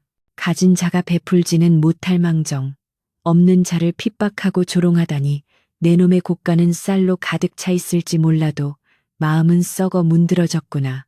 당장 네 재산의 절반을 털어 마을의 가난한 이들에게 나누어 주고 특히 이 집에 와서 무릎 꿇고 사죄하거라. 만약 이를 어길 시에는 관하로 끌고 가 엄히 다스릴 것이다. 최 부자는 혼비백산하여 예, 분부대로 하겠습니다. 당장 쌀을 풀고 사죄드리겠습니다. 하며 눈물 콧물을 쏟아냈습니다. 이어서 이몽룡은 마을 사람들을 향해서도 이웃이 굶어 죽어가는데 모른 척한 너희들도 죄가 없지 않다. 앞으로는 서로 돕고 살아야 할 것이다. 라고 엄중히 경고했습니다. 긴장된 분위기가 지나가고 이몽룡은 다시 온화한 표정으로 돌아와 과부에게 말했습니다. 자, 오늘은 기쁜 날이니 잔치를 벌입시다. 저 최 부자가 내놓은 쌀과 고기로 온 마을 사람들이 배불리 먹고 즐기도록 하라. 그의 명령이 떨어지자 하인들은 솥을 걸고 불을 지펴 음식을 장만하기 시작했고 최 부자의 집 하인들도 쌀가마니를 짊어지고 와서 마당에 쌓았습니다. 순식간에 과부의 집은 잔칫집으로 변했는데 고기 굽는 냄새와 밥 짓는 냄새가 온 마을에 진동하여 겨우내 굶주렸던 사람들의 코를 자극했습니다. 마당 한가운데에는 멍석이 깔리고 술상이 차려졌으며 침울했던 분위기는 사라지고 왁자지껄한 웃음소리가 피어오르기 시작했습니다. 마을 안악들은 부엌으로 들어가 과부를 도우며 그동안 외면해서 미안하다고 사과했고 과부는 넉넉한 웃음으로 그들을 받아주었습니다. 다들 먹고 살기 힘들어 그런 것 아니겠나. 괜찮네. 어서 와서 같이 먹세. 그녀의 넓은 아량의 사람들은 더욱 감동하여 눈시울을 붉혔습니다. 마당에는 풍악 소리가 다시 울려 퍼지고 사람들은 덩실덩실 춤을 추며 봄날의 잔치를 즐겼습니다. 쌀밥을 고봉으로 담은 그릇들이 오가고 윤기가 자르르 흐르는 고기 반찬이 상에 오르자 아이들은 환호성을 지르며 달려들었습니다. 과부는 마루에 앉아 이 모든 풍경을 바라보며 꿈만 같은 행복에 젖어들었는데 그녀의 곁에는 든든한 아들이 된 이몽룡이 앉아 술잔을 채워주고 있었습니다. 해는 뉘엿뉘엿 서산으로 넘어가고 있었지만 과부의 집 마당은 대낮처럼 환하게 밝혀진 횃불과 사람들의 열기로 식을 줄을 몰랐습니다. 최 부자는 약속대로 곳간을 열어 마을 사람들에게 곡식을 나누어 주느라 진땀을 빼고 있었고 점례 할매는 지팡이를 흔들며 거봐라. 내가 뭐라 그랬어? 착하게 살면 복이 온다고 했지. 하며 신명나게 타령을 불렀습니다. 과부의 집 굴뚝에서는 하얀 연기가 뭉게뭉게 피어올라 하늘로 올라갔는데 그 연기는 마치 지난 겨울의 고통과 슬픔을 모두 태워보내는 신호탄처럼 보였습니다. 춥고 배고팠던 시절은 가고 이제 따뜻하고 배부른 봄날이 비로소 시작된 것이었습니다. 꽃가마는 마당 한편에서 화려한 자태를 뽐내며 주인을 기다리고 있었고 과부는 그 가마를 바라보며 다가올 미래에 대한 설렘으로 가슴이 벅차 올랐습니다. 잔칫날의 흥겨운 밤은 깊어만 가는데 과부의 집마당을 환하게 밝힌 횃불 아래서는 웃음꽃이 지지 않았고 사람들의 얼굴에는 오랜만에 기름기가 흐르며 행복감이 넘쳐났습니다. 마을 사람들은 저마다 술잔을 기울이며 지난 겨울에 혹독했던 추위와 배고픔을 이야기 안주 삼아 털어내고 있었는데 그들의 목소리에는 이제 살았다는 안도감과 함께 과부에 대한 미안함이 진하게 배어 있었습니다. 한 안악이 떡을 베어 물며 김 과부네가 복을 받을 줄 알았어. 그 모진 세월을 착하게만 살았으니 하늘이 무심치 않은 게지 라고 말하자 옆에 있던 남정네들도 고개를 끄덕이며 그렇고 말고 우리네가 사람 볼 줄 몰랐던 거야 라며 맞장구를 쳤습니다. 마당 한편에서는 최 부자가 땀을 뻘뻘 흘리며 자신이 내놓은 곡식으로 지은 밥과 고기를 나르고 있었는데 평생 남에게 베풀 줄 모르던 그가 하인들 틈에 섞여 음식을 나르는 모습은 실로 진풍경이 아닐 수 없었습니다. 이몽룡 어사는 상석에 앉아 마을 어르신들에게 일일이 술을 따르며 위로의 말을 건넸는데 높은 관직에 있음에도 불구하고 거만함이라곤 찾아볼 수 없는 그의 겸손한 태도에 마을 노인들은 감흡하여 눈물을 훔쳤습니다. 어사는 과부에게 가장 맛있는 고기 산적을 집어주며 어머니 많이 드십시오. 그동안 못 드신 것 오늘 다 드셔야 합니다. 이제부터는 제가 매일 진수성찬을 올려드릴 테니 배고픔이란 단어는 잊고 사십시오. 라고 다정하게 말했습니다. 과부는 꿈인지 생시인지 볼을 꼬집어 보고 싶은 심정이었으나 입안 가득 퍼지는 고기의 고소한 맛과 어사의 따뜻한 눈빛이 이것이 분명한 현실임을 말해주고 있어 가슴이 벅차올랐습니다. 그녀는 평생 흘릴 눈물을 다 흘린 줄 알았으나 기쁨의 눈물은 또다시 샘솟아 그녀의 주름진 볼을 타고 흘러내렸습니다. 잔치가 무르익어갈 무렵 최 부자가 쭈뼛거리며 과부의 앞으로 다가와 무릎을 꿇고 술잔을 올렸는데 그의 얼굴은 부끄러움으로 붉게 달아올라 차마 고개를 들지 못했습니다. 김과부, 아니, 마님, 제가 죽을 죄를 지었습니다. 욕심에 눈이 멀어 마님을 핍박하고 몹쓸 짓을 했으니 이 술 한 잔으로 용서를 빌고자 합니다. 부디 저의 좁은 소견을 용서해 주십시오. 최 부자의 목소리는 떨리고 있었고 그동안의 위세는 온데간데 없이 초라한 늙은이의 모습만 남아 있었습니다. 마을 사람들은 숨을 죽이고 과부의 처분을 기다렸는데 과부가 술잔을 엎어버리며 호통을 칠지 아니면 받아줄지 알 수 없었기 때문입니다. 하지만 과부는 온화한 미소를 지으며 최 부자가 올린 술잔을 두 손으로 받았습니다. 최 부자 어른, 지나간 일은 잊으시지요. 사람이 살다 보면 욕심이 앞설 때도 있고 실수를 할 때도 있는 법 아니겠습니까? 어른께서 베풀어 주신 이 음식 덕분에 온 마을이 배불리 먹게 되었으니 그것으로 족합니다. 앞으로는 마을 사람들을 식구처럼 여기며 덕을 베풀고 사신다면 더 바랄 것이 없겠습니다. 과부의 말은 봄바람처럼 부드러웠으나 그 속에 담긴 울림은 묵직하여 최 부자는 감동과 부끄러움에 굵은 눈물을 뚝뚝 흘렸습니다. 예, 명심하겠습니다. 제 남은 생은 베풀며 살겠습니다. 정말 고맙습니다. 최 부자는 바닥에 머리를 조아리며 맹세했고 이를 지켜보던 마을 사람들은 과부의 넓은 아량에 탐복하며 박수를 보냈습니다. 원망과 미움이 사라진 자리에는 화해와 용서가 싹트기 시작했고 마을은 비로소 진정한 평화를 되찾게 되었습니다. 밤이 늦도록 이어진 잔치가 끝나고 사람들이 하나둘 집으로 돌아가자 과부의 집에는 다시 고요함이 찾아왔지만 예전의 쓸쓸한 고요함과는 차원이 다른 포근한 정적이 흘렀습니다.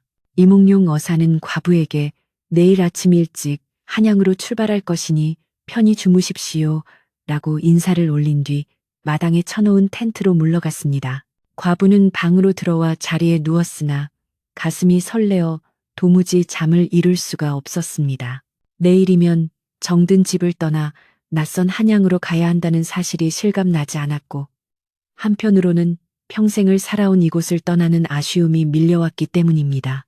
그녀는 밤새 뒤척이며 방 안 구석구석을 눈에 담았는데 낡은 문고리 하나, 그을린 천장 하나에도 남편과의 추억이 서려 있어 발걸음이 쉽게 떨어질 것 같지 않았습니다. 다음 날 아침, 닭이 울기도 전에 과부는 일어나 몸을 씻고 짐을 꾸리기 시작했는데 가져갈 것이라곤 남편의 위패와 낡은 옷가지 몇 벌, 그리고 시어머니가 물려주신 은가락지 하나가 전부였습니다. 그녀는 부엌으로 가서 깨끗이 닦아놓은 솥을 한번 쓰다듬어 보고 마당의 장독대도 둘러보며 마지막 인사를 나누었습니다. 날이 밝자 이몽룡 어사가 채비를 마치고 들어와 문안 인사를 드렸고 마을 사람들도 과부를 배웅하기 위해 아침 일찍부터 집 앞으로 모여들었습니다. 사람들의 손에는 저마다 정성껏 마련한 이별 선물이 들려 있었는데 쑥개떡, 말린 나물, 볶은 콩 같은 소박한 것들이었지만 그들의 진심이 담겨 있어 그 어떤 보물보다 값져 보였습니다. 과부는 마을 사람들과 일일이 손을 잡고 작별 인사를 나누었는데 점내 할매와 손자 복동이가 눈물을 글썽이며 다가오자 과부는 그들을 꼭 끌어안았습니다. 할머니, 그리고 복동아, 너희 덕분에 내가 살았다. 정말 고맙다. 과부는 품속에서 무언가를 꺼내 점내 할매의 손에 쥐어 주었는데 그것은 다름 아닌 이 집의 문서였습니다. 할머니, 저는 이제 한양으로 가니 이 집이 필요 없습니다. 비록 낡고 허름하지만 복동이와 함께 이곳에서 사셨으면 합니다. 최 부자네 땅을 소작하지 않아도 텃밭을 일구면 두 식구 먹고 살기는 충분할 것입니다. 점내 할매는 화들짝 놀라며 손사래를 쳤습니다. 아니, 이 귀한 집을 어찌 우리에게 준단 말인가? 안 되네. 절대 받을 수 없어. 하지만 과부는 단호하게 할머니의 손을 꼭 잡으며 말했습니다.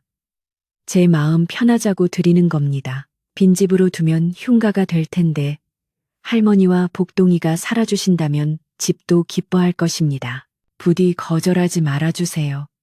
옆에 있던 이몽룡 어사도 거들며 말했습니다. 어머니 뜻이 그러하시니 받으십시오. 그리고 제가 떠나기 전에 관아에 이야기하여 복동이가 글 공부를 할 수 있도록 조치해 두겠습니다. 훗날 복동이가 장성하여 나라의 일꾼이 된다면 그 또한 큰 보람 아니겠습니까? 그 말에 점내 할매는 눈물을 쏟으며 과부와 어사에게 절을 올렸고 복동이도 꼭 훌륭한 사람이 되어 은혜를 갚겠습니다. 라고 씩씩하게 대답했습니다. 마을 사람들은 그 아름다운 모습에 다시 한번 감동하며 눈시울을 붉혔습니다. 모든 준비가 끝나자 화려한 꽃가마가 대문 앞으로 대령되었고 4명의 가마꾼이 허리를 굽혀 과부를 맞이할 준비를 했습니다.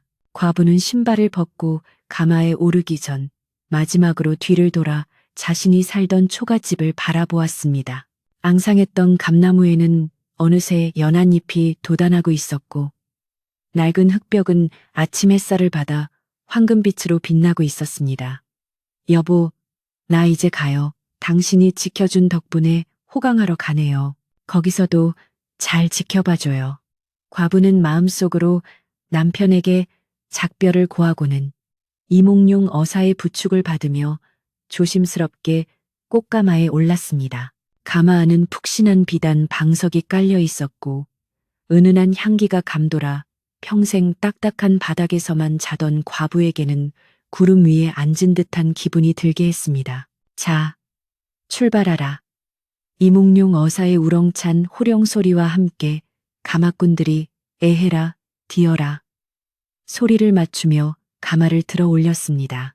둥실 하고 몸이 떠오르는 느낌에 과부는 깜짝 놀라 창문 틈으로 밖을 내다보았는데 마을 사람들의 얼굴이 점점 멀어지고 익숙한 풍경들이 뒤로 물러나고 있었습니다. 풍악 소리가 다시 울려 퍼지고 긴 행렬이 마을을 빠져나가기 시작하자 마을 사람들은 고개 너머까지 따라 나와 손을 흔들며 마님, 안녕히 가십시오. 부디 건강하십시오. 라고 외쳤습니다.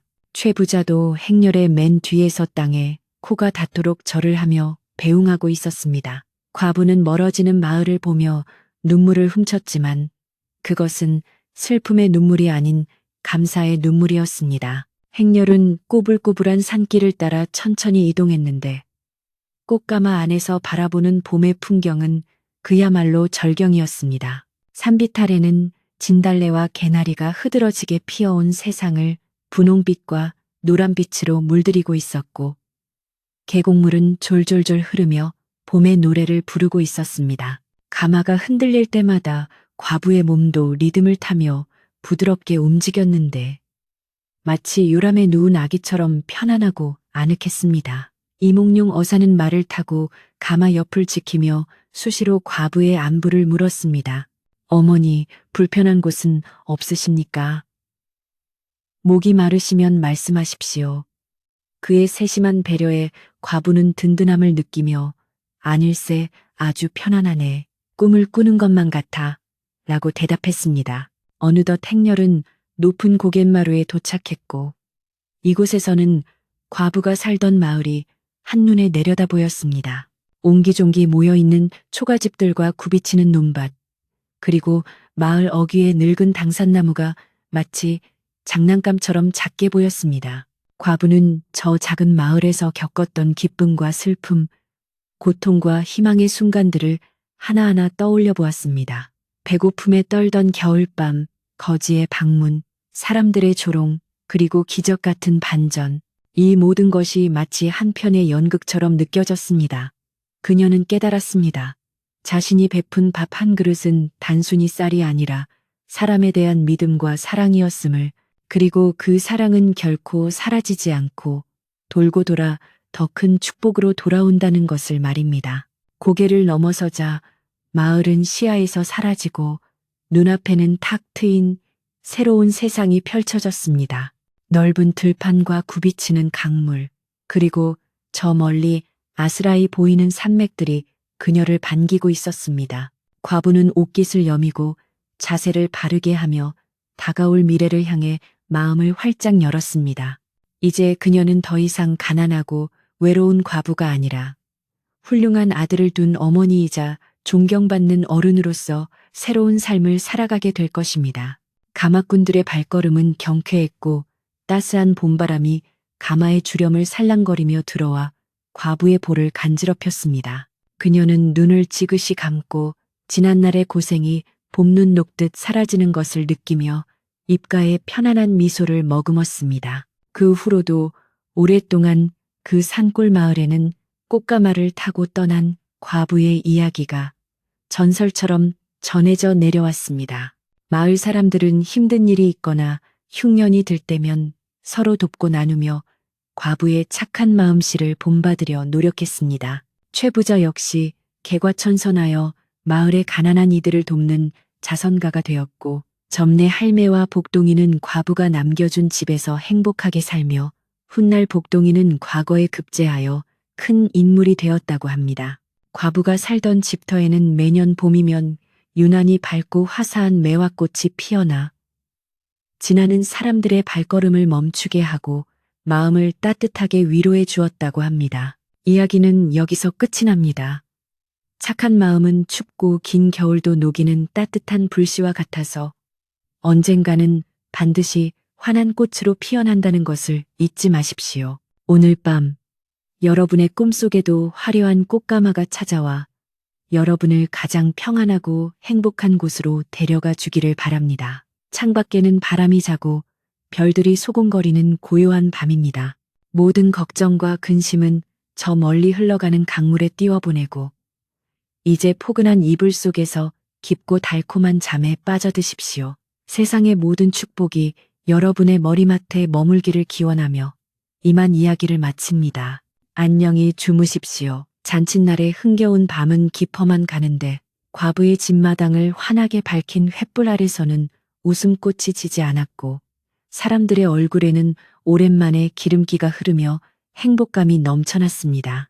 마을 사람들은 저마다 술잔을 기울이며 지난 겨울에 혹독했던 추위와 배고픔을 이야기 안주 삼아 털어내고 있었는데 그들의 목소리에는 이제 살았다는 안도감과 함께 과부에 대한 미안함이 진하게 배어 있었습니다. 한 안악이 떡을 베어 물며 김 과부네가 복을 받을 줄 알았어. 그 모진 세월을 착하게만 살았으니 하늘이 무심치 않은 게지. 라고 말하자 옆에 있던 남정네들도 고개를 끄덕이며 그렇고 말고 우리네가 사람 볼 줄 몰랐던 거야 라며 맞장구를 쳤습니다. 마당 한편에서는 최 부자가 땀을 뻘뻘 흘리며 자신이 내놓은 곡식으로 지은 밥과 고기를 나르고 있었는데 평생 남에게 베풀 줄 모르던 그가 하인들 틈에 섞여 음식을 나르는 모습은 실로 진풍경이 아닐 수 없었습니다. 이몽룡 어사는 상석에 앉아 마을 어르신들에게 일일이 술을 따르며 위로의 말을 건넸는데 높은 관직에 있음에도 불구하고 거만함이라곤 찾아볼 수 없는 그의 겸손한 태도에 마을 노인들은 감흡하여 눈물을 훔쳤습니다. 어사는 과부에게 가장 맛있는 고기 산적을 집어주며 어머니 많이 드십시오. 그동안 못 드신 것 오늘 다 드셔야 합니다. 이제부터는 제가 매일 진수성찬을 올려드릴 테니 배고픔이란 단어는 잊고 사십시오. 라고 다정하게 말했습니다. 과부는 꿈인지 생시인지 볼을 꼬집어 보고 싶은 심정이었으나 입안 가득 퍼지는 고기의 고소한 맛과 어사의 따뜻한 눈빛이 이것이 분명한 현실임을 말해주고 있어 가슴이 벅차올랐습니다. 그녀는 평생 흘릴 눈물을 다 흘린 줄 알았으나 기쁨의 눈물은 또다시 샘솟아 그녀의 주름진 볼을 타고 흘러내렸습니다. 잔치가 무르익어갈 무렵 최 부자가 쭈뼛거리며 과부의 앞으로 다가와 무릎을 꿇고 술잔을 올렸는데 그의 얼굴은 부끄러움으로 붉게 달아올라 차마 고개를 들지 못했습니다. 김 과부, 아니 마님, 제가 죽을 죄를 지었습니다. 욕심에 눈이 멀어 마님을 핍박하고 몹쓸 짓을 했으니 이 술 한 잔으로 용서를 빌고자 합니다. 부디 저의 좁은 소견을 용서해 주십시오.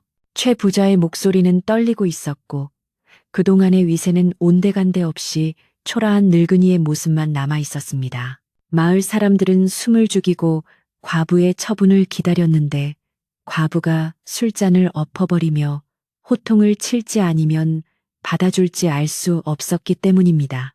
하지만 과부는 온화한 미소를 지으며 최 부자가 올린 술잔을 두 손으로 받았습니다. 최 부자 어른, 지나간 일은 잊으시지요. 사람이 살다 보면 욕심이 앞설 때도 있고 실수를 할 때도 있는 법 아니겠습니까? 어른께서 베풀어 주신 이 음식 덕분에 온 마을이 배불리 먹게 되었으니 그것으로 족합니다. 앞으로는 마을 사람들을 식구처럼 여기며 덕을 베풀고 사신다면 더 바랄 것이 없겠습니다. 과부의 말은 봄바람처럼 부드러웠으나 그 속에 담긴 울림은 묵직하여 최 부자는 감동과 부끄러움에 굵은 눈물을 뚝뚝 흘렸습니다. 예, 명심하겠습니다. 제 남은 생은 베풀며 살겠습니다. 정말 고맙습니다. 최 부자는 바닥에 머리를 조아리며 맹세했고 이를 지켜보던 마을 사람들은 과부의 넓은 아량에 탄복하며 박수를 보냈습니다. 원망과 미움이 사라진 자리에는 화해와 용서가 싹트기 시작했고 마을은 비로소 진정한 평화를 되찾게 되었습니다. 밤이 늦도록 이어진 잔치가 끝나고 사람들이 하나둘 집으로 돌아가자 과부의 집에는 다시 고요함이 찾아왔지만 예전의 쓸쓸한 고요함과는 차원이 다른 포근한 정적이 흘렀습니다. 이몽룡 어사는 과부에게 내일 아침 일찍 한양으로 출발할 것이니 편히 주무십시오 라고 인사를 올린 뒤 마당에 쳐놓은 텐트로 물러갔습니다. 과부는 방으로 들어와 자리에 누웠으나 가슴이 설레어 도무지 잠을 이룰 수가 없었습니다. 내일이면 정든 집을 떠나 낯선 한양으로 가야 한다는 사실이 실감나지 않았고 한편으로는 평생을 살아온 이곳을 떠나는 아쉬움이 밀려왔기 때문입니다. 그녀는 밤새 뒤척이며 방 안 구석구석을 눈에 담았는데 낡은 문고리 하나, 그을린 천장 하나에도 남편과의 추억이 서려 있어 발걸음이 쉽게 떨어질 것 같지 않았습니다. 과부는 자리에서 일어나 호롱불을 들고 부엌으로 나갔는데 평생 자신의 손때가 묻은 붓두막을 한 번이라도 더 만져보고 싶었기 때문입니다. 차가운 솥뚜껑을 어루만지며 그녀는 지난 세월 겪었던 수많은 일들을 회상했습니다. 시집와서 처음 밥을 짓던 날의 설렘, 남편과 함께 쑥버무리를 해먹던 봄날, 그리고 쌀떡이 비어 눈물 짓던 지난 겨울의 밤까지 이 작은 부엌은 그녀의 인생이 고스란히 담겨 있는 역사책이자 성소였습니다. 고맙다. 그동안 나를 지켜줘서 고맙다. 그녀는 부엌의 기물들에게 작별 인사를 건네며 눈시울을 붉혔습니다. 비록 이제는 떠나지만 이곳에서의 기억은 영원히 그녀의 가슴속에 남아있을 것이라 다짐하며 그녀는 조용히 방으로 돌아왔습니다.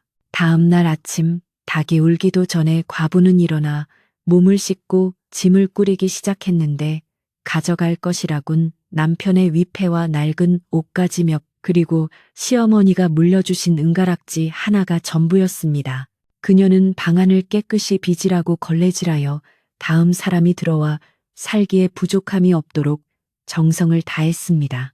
날이 밝자 이몽룡 어사가 채비를 마치고 들어와 문안 인사를 드렸고 마을 사람들도 과부를 배웅하기 위해 아침 일찍부터 집 앞으로 모여들었습니다. 사람들의 손에는 저마다 정성껏 마련한 이별 선물이 들려 있었는데 쑥개떡, 말린 나물, 볶은 콩 같은 소박한 것들이었지만 그들의 진심이 담겨 있어 그 어떤 보물보다 값져 보였습니다. 과부는 마당으로 나와 마을 사람들과 일일이 손을 잡고 작별 인사를 나누었는데 그녀의 표정은 시원섭섭하면서도 따뜻했습니다. 한 사람 한 사람의 눈을 맞추며 건강하게 잘 지내시오. 내 잊지 않겠소. 라며 덕담을 건네는 과부의 모습은 마치 마을의 큰 어른과도 같았습니다. 그때 군중 뒤편에서 점례 할매와 손자 복동이가 눈물을 글썽이며 쭈뼛쭈뼛 다가오자 과부는 그들을 발견하고 환하게 웃으며 손짓했습니다. 할머니, 복동아, 이리 가까이 오너라. 과부는 두 사람을 꼭 끌어안으며 그들의 온기를 느꼈습니다. 지난 겨울 너희가 준 감자가 아니었으면 나는 아마 이 봄을 보지 못했을 것이다. 너희가 내 생명의 은인이다. 과부는 품속에서 꼬깃꼬깃 접힌 종이 한 장을 꺼내 점례 할매의 손에 쥐어주었는데 그것은 다름 아닌 이 집의 문서였습니다. 할머니, 저는 이제 한양으로 가니 이 집이 필요 없습니다. 비록 낡고 허름하지만 비바람을 피하기에는 부족함이 없을 것입니다. 복동이와 함께 이곳에서 사셨으면 합니다. 최의 부자네 땅을 소작하지 않아도 뒤뜰에 텃밭을 일구면 두 식구 먹고 살기는 충분할 것입니다. 점례 할매는 화들짝 놀라며 손사래를 쳤습니다. 아니, 이 귀한 집을 어찌 우리에게 준단 말인가? 안 되네. 절대 받을 수 없어. 말도 안 되는 소리야. 할매는 문서를 다시 과부에게 돌려주려 했으나 과부는 할매의 손을 꼭 잡고 놓아주지 않았습니다. 제 마음 편하자고 드리는 겁니다. 빈집으로 두면 금방 흉가가 될 텐데 할머니와 복동이가 살아주신다면 집도 기뻐할 것입니다. 남편도 저승에서 기특하다고 할 테니 부디 거절하지 말아주세요. 옆에 있던 이몽룡 어사도 거들며 말했습니다. 어머니 뜻이 그러하시니 받으십시오, 할머니. 그리고 제가 떠나기 전에 관아에 이야기하여 복동이가 향교에서 글 공부를 할 수 있도록 조치해 두겠습니다. 훗날 복동이가 장성하여 나라의 일꾼이 된다면 그 또한 큰 보람 아니겠습니까? 그 말에 점례 할매는 다리에 힘이 풀려 주저앉으며 펑펑 눈물을 쏟았고 복동이도 꼭 훌륭한 사람이 되어 은혜를 갚겠습니다. 라고 씩씩하게 외치며 큰 절을 올렸습니다. 마을 사람들은 그 아름다운 모습에 다시 한번 감동하여 눈물을 훔쳤습니다. 모든 준비가 끝나자 화려한 꽃가마가 대문 앞으로 대령되었고 4명의 건장한 가마꾼이 허리를 굽혀 과부를 맞이할 준비를 했습니다. 과부는 신발을 벗고 가마에 오르기 전 마지막으로 뒤를 돌아 자신이 살던 초가집을 바라보았습니다. 앙상했던 감나무에는 어느새 연한 잎이 돋아나고 있었고 낡은 흙벽은 아침 햇살을 받아 황금빛으로 빛나고 있었습니다. 여보, 나 이제 가요. 당신이 지켜준 덕분에 호강하러 가네요. 거기서도 잘 지켜봐줘요. 과부는 마음속으로 남편에게 작별을 고하고는 이몽룡 어사의 부축을 받으며 조심스럽게 꽃가마에 올랐습니다. 가마 안은 푹신한 비단 방석이 깔려 있었고 은은한 향기가 감돌아 평생 딱딱한 바닥에서만 자던 과부에게는 구름 위에 앉은 듯한 기분이 들게 했습니다. 자, 출발하라. 이몽룡 어사의 우렁찬 호령 소리와 함께 가마꾼들이 에헤라, 디어라 소리를 맞추며 가마를 번쩍 들어 올렸습니다. 둥실 하고 몸이 떠오르는 느낌에 과부는 깜짝 놀라 창문 틈으로 밖을 내다보았는데 마을 사람들의 얼굴이 점점 멀어지고 익숙한 풍경들이 뒤로 물러나고 있었습니다. 풍악 소리가 다시 울려 퍼지고 긴 행렬이 마을을 빠져나가기 시작하자 마을 사람들은 고개 너머까지 따라 나와 손을 흔들며 마님 안녕히 가십시오. 부디 건강하십시오. 라고 목이 터져라 외쳤습니다. 행렬의 맨 뒤에서 최부자 역시 땅에 코가 닿도록 절을 하며 배웅하고 있었는데 그의 모습은 진심으로 참회하는 듯 보였습니다. 과부는 멀어지는 마을을 보며 눈물을 훔쳤지만 그것은 슬픔의 눈물이 아닌 벅찬 감사의 눈물이었습니다. 행렬은 꼬불꼬불한 산길을 따라 천천히 이동했는데 꽃가마 안에서 바라보는 봄의 풍경은 그야말로 절경이었습니다. 산비탈에는 진달래와 개나리가 흐드러지게 피어온 세상을 분홍빛과 노란빛으로 물들이고 있었고 계곡물은 졸졸졸 흐르며 봄의 노래를 부르고 있었습니다. 가마가 가마꾼들의 발걸음에 맞춰 규칙적으로 흔들릴 때마다 과부의 몸도 리듬을 타며 부드럽게 움직였는데 마치 유람에 누운 아기처럼 편안하고 아늑했습니다. 이몽룡 어사는 말을 타고 가마 옆을 지키며 수시로 과부의 안부를 물었습니다. 어머니, 불편한 곳은 없으십니까? 목이 마르시면 말씀하십시오. 그의 세심한 배려에 과부는 든든함을 느끼며 아닐세, 아주 편안하네. 꿈을 꾸는 것만 같아 라고 대답하며 편안한 미소를 지었습니다. 어느덧 행렬은 마을이 한눈에 내려다 보이는 높은 고갯마루에 도착했고 잠시 쉬어가기로 하여 가마가 멈춰섰습니다. 과부는 가마문을 살짝 열고 아래를 내려다 보았는데 옹기종기 모여있는 초가집들과 굽이치는 논밭 그리고 마을 어귀의 늙은 당산나무가 마치 장난감처럼 작게 보였습니다. 과부는 저 작은 마을에서 겪었던 기쁨과 슬픔, 고통과 희망의 순간들을 하나하나 떠올려 보았습니다. 배고픔에 떨던 겨울밤, 거지의 방문, 사람들의 조롱, 그리고 기적 같은 반전. 이 모든 것이 마치 한편의 연극처럼 느껴졌습니다. 그녀는 깨달았습니다. 자신이 베푼 밥 한 그릇은 단순히 쌀이 아니라 사람에 대한 믿음과 사랑이었음을, 그리고 그 사랑은 결코 사라지지 않고 돌고 돌아 더 큰 축복으로 돌아온다는 것을 말입니다. 고개를 넘어서자 마을은 시야에서 완전히 사라지고 눈앞에는 탁 트인 새로운 세상이 펼쳐졌습니다. 넓은 들판과 굽이치는 강물, 그리고 저 멀리 아스라이 보이는 산맥들이 그녀를 반기고 있었습니다. 과부는 옷깃을 여미고 자세를 바르게 하며 다가올 미래를 향해 마음을 활짝 열었습니다. 이제 그녀는 더 이상 가난하고 외로운 과부가 아니라 훌륭한 아들을 둔 어머니이자 많은 사람에게 덕을 베푼 존경받는 어른으로서 새로운 삶을 살아가게 될 것입니다. 가마꾼들의 발걸음은 경쾌했고 따스한 봄바람이 가마의 주렴을 살랑거리며 들어와 과부의 볼을 간지럽혔습니다. 그녀는 눈을 지그시 감고 지난날의 고생이 봄눈 녹듯 사라지는 것을 느끼며 입가에 편안한 미소를 머금었습니다. 그 후로도 오랫동안 그 산골 마을에는 꽃가마를 타고 떠난 과부의 이야기가 전설처럼 전해져 내려왔습니다. 마을 사람들은 힘든 일이 있거나 흉년이 들 때면 서로 돕고 나누며 과부의 착한 마음씨를 본받으려 노력했습니다. 최부자 역시 개과천선하여 마을의 가난한 이들을 돕는 자선가가 되어 칭송을 받았고 점례 할매와 복동이는 과부가 남겨준 집에서 행복하게 살았습니다.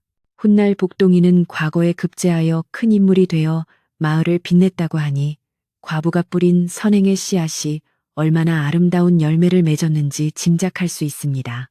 과부가 살던 집터에는 매년 봄이면 유난히 밝고 화사한 매화꽃이 피어나 지나는 사람들의 발걸음을 멈추게 하고 마음을 따뜻하게 위로해 주었다고 합니다. 이야기는 여기서 끝이 납니다. 착한 마음은 춥고 긴 겨울도 녹이는 따뜻한 불씨와 같아서 언젠가는 반드시 환한 꽃으로 피어난다는 것을 잊지 마십시오. 누군가에게 베푼 작은 친절이 돌고 돌아 내 삶을 비추는 등불이 되기도 합니다. 오늘 밤 여러분의 꿈속에도 화려한 꽃가마가 찾아와 여러분을 가장 평안하고 행복한 곳으로 데려가 주기를 바랍니다. 창밖에는 바람이 자고 별들이 소곤거리는 고요한 밤입니다. 모든 걱정과 근심은 저 멀리 흘러가는 강물에 띄워보내고 이제 포근한 이불 속에서 깊고 달콤한 잠에 빠져드십시오. 세상의 모든 축복이 여러분의 머리맡에 머물기를 기원하며 이만 이야기를 마칩니다. 안녕히 주무십시오.